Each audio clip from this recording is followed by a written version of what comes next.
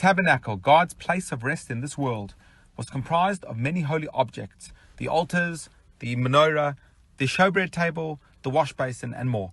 But if we had to name one object that stood above the rest in its sanctity and prominence, that item would have to be the Holy Ark, the Aron.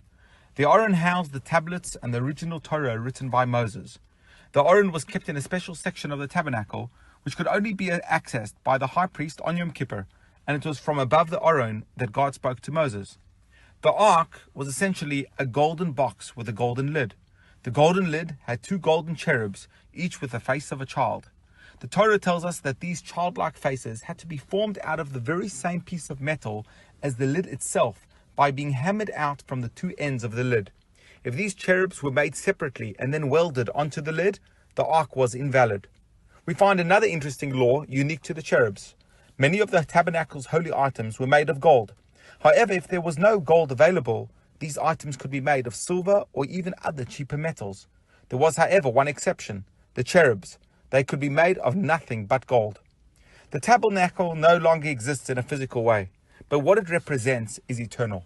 It wasn't by sheer coincidence that the holiest site in the entire tabernacle, the place from which God spoke, was the location of these childlike faces. The Torah is teaching us that our children are the holiest thing that we have. They are our future. They need to be placed on top of the Aron, containing the Torah and the tablets, because the duty of Jewish parents is to raise children in a way where their lives are a mere extension of the Torah and the guiding principles of the tablets.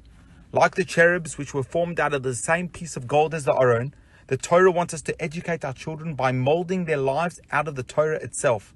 To teach our children that their Judaism is not a burden which is welded onto their lives, but that their Jewish identity is who they are. It is what really defines them.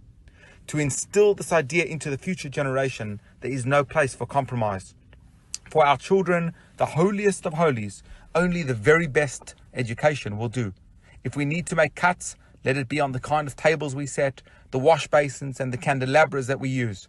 But for our children's education, which is our continuity, there is no room for concession.